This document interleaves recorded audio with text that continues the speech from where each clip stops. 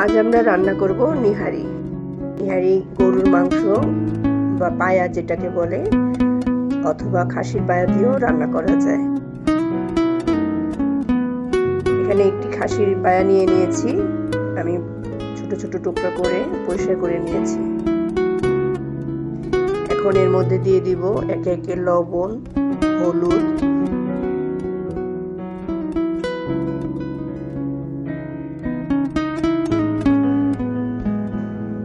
এখানে মশলাগুলো আমি আমার আন্দাজ মতো দিয়েছি, আপনারা চাইলে চামচ দিয়ে মেপে দিতে পারেন।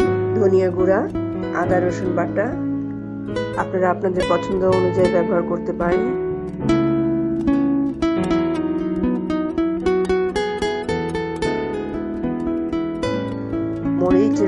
মরিচের গুঁড়োর পরিবর্তে বাটাটাও দেওয়া যায়, আমি বাটাটা নিয়ে নিয়েছি।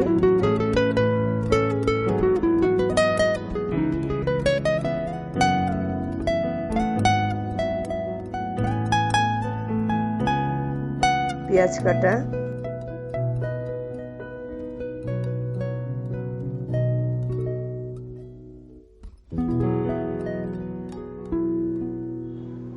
সবগুলো মশলা দিয়ে সুন্দর করে মেখে ম্যারিনেটের জন্য আমরা 1 ঘন্টা রেখে দিব। এর মাঝে গরম মশলা, এলাচি, দারচিনি, তেজপাতা দিয়ে দিব।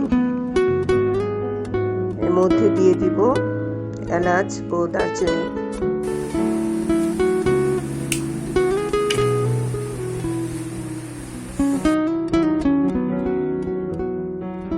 সবগুলো মশলা দিয়ে সুন্দর করে মেখে ম্যারিনেট করে 1 ঘন্টা রেখে দেব।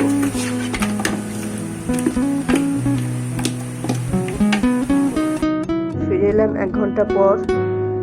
এখন এটাকে চুলোয় দিয়ে প্রায় 1 হাঁড়ি পানি দিয়ে দিব, কারণ এটা প্রায় 4-5 ঘন্টার মতো জাল দিতে হবে।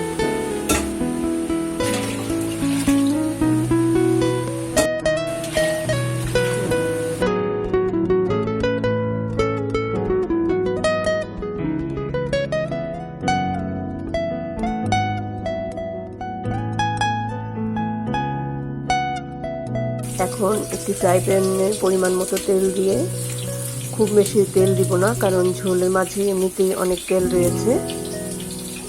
এবার এর মধ্যে পেঁয়াজ কুচি, রসুন কুচি দিয়ে ভেজে বাদামি করব।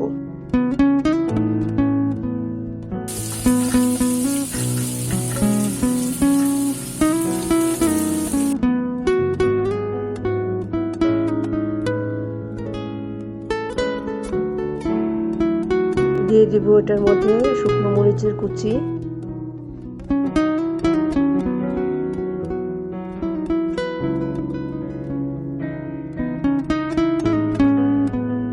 পেঁয়াজ ভাজা হয়ে গেলে আমরা মাংসের ঝোলে দিয়ে দিব।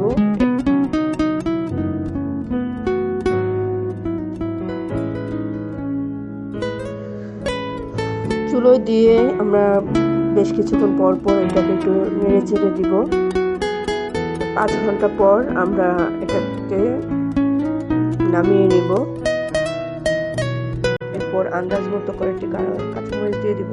এখন ঢাকনা দিয়ে ঢেকে আরো কিছুক্ষণ জাল দিব। এবার পছন্দ মতো ঝোল রেখে নামিয়ে নিতে হবে। আমি একটু ঝোল রেখেছি কারণ এটা আমি আরো কয়েকবার জাল দিয়ে তারপরে পরিবেশন করব।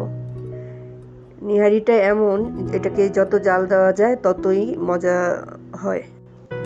এরপর বাটিতে ঢেলে আমরা গরম গরম পরিবেশন করব।